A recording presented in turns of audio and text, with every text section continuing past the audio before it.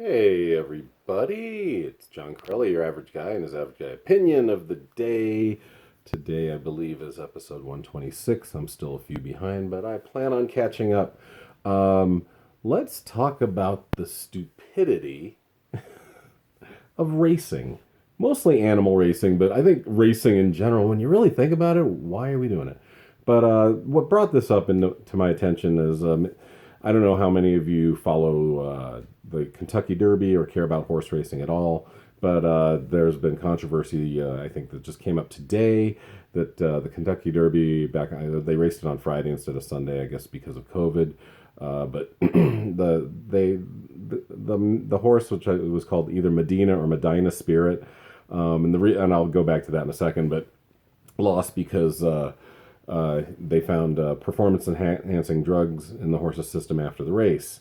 Now, why this isn't conducted right before the race, I'm not sure. I believe it is. I think there can be a disqualification before the race, but it is kind of silly to do it after. It looks a little shady after the fact, but of course you got a bunch of rich people watching this and investing in these horses, and it's just a rich man's pastime is all it is. I don't understand why the common man would even give a shit.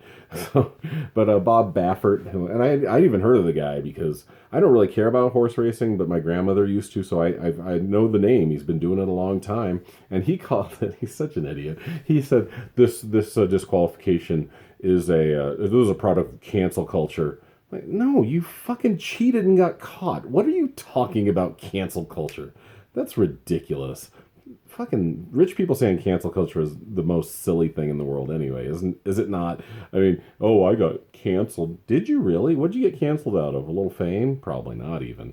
Cancel culture doesn't exist. I've said that before. It doesn't. It's like you cheated and got caught and your horse got disqualified. Shut up. But I wanted to go and back to Medina Spirit or Medina Spirit. Now, the reason I say both is I'm from New York originally, as you know, or probably know. I was raised in Colorado, where we have a lot of Hispanic heritage, or excuse me, Latino heritage, and therefore a lot of. You actually can call this Hispanic heritage because it is the Spanish language and culture being imbued upon our society. So I know there are towns in Ohio when I lived there in the late '90s that would not pronounce those towns the same way their town there would be pronounced here in Colorado or even other places on the planet, like south of the border. For example, Medina, Ohio, or Medina, Ohio. We would say that Medina here. I think it's pronounced Medina in the Middle East too. It's a fairly prevalent city in the Middle East, and it's actually one of the major homes of the Islamic culture and religion, and I'll actually get to that in the next video. So there's a weird segue, but yeah, when I lived there, in Ohio, there's a Lima, Ohio, Lima. That's Lima. That's Lima, Peru. That's Lima everywhere else, as far as I know, but maybe east of the Mississippi, where there isn't as much Latino and Hispanic influence. Uh, you can pronounce stuff like that. So I just thought that was funny. So maybe Medina Spirit. I don't know. I'm not. I'm glancing at my computer. Like I said, I want to at least find one topic a day just to talk about, rather than talk about myself too much. Although it is an opinion, so I will dredge myself up experiences I've had. For example, horse racing. The reason I don't really care for it.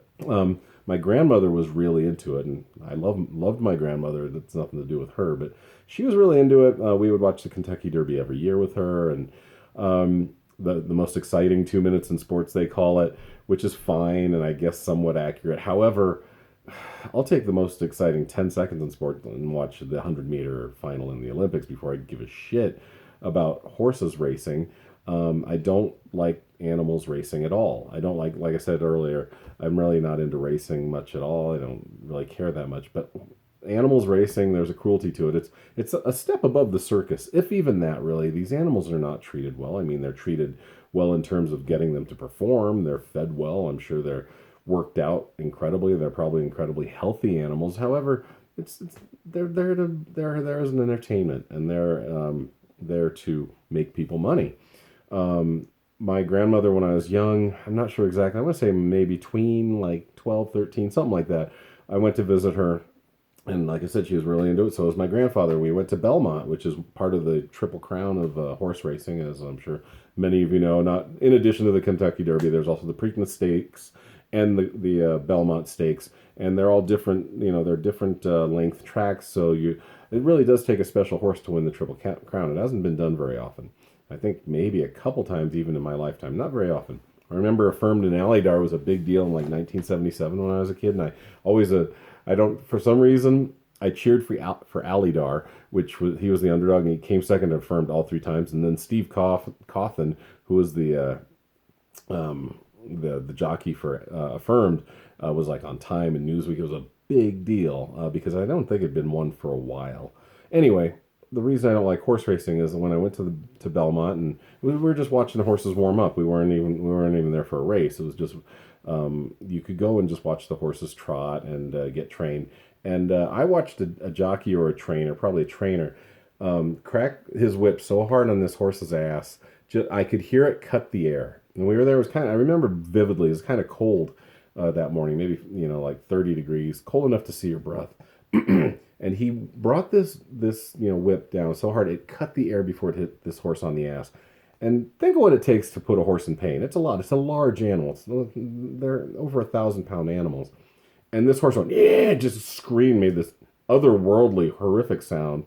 And just because it wasn't going where this guy wanted to, and he whipped it as hard as he fucking could, and it was horrific. And it's funny because my grandmother generally isn't like an animal person. She loves cats. She loved cats. She loved dogs. And I know there's an irony to that when it becomes versus being a vegetarian. That's a whole quandary of a philosophy like, oh, I love animals. Well, why are you eating them? That's a fair argument.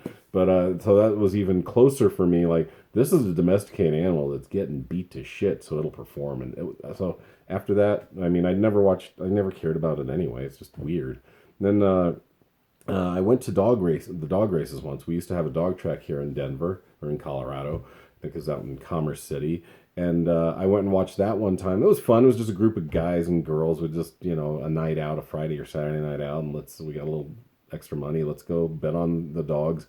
Same deal. I didn't see dogs get super abused at that event. I'm sure they try not to because that would turn people off, I would think. But it was just knowing that a lot of those dogs were destroyed because they didn't perform well enough for no other reason did not sit well with me. I think this is before we really had a lot of greyhound adoption going on. I actually ended up with a greyhound back in 2002. I had a dog for 4 years. We couldn't handle it. Dante kept letting him out.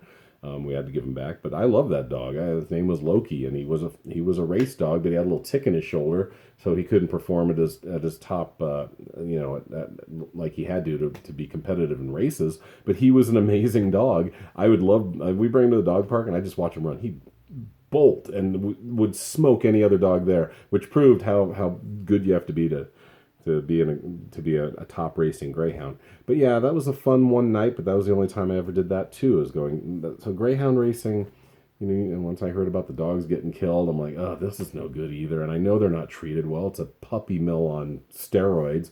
So yeah, not into that stuff.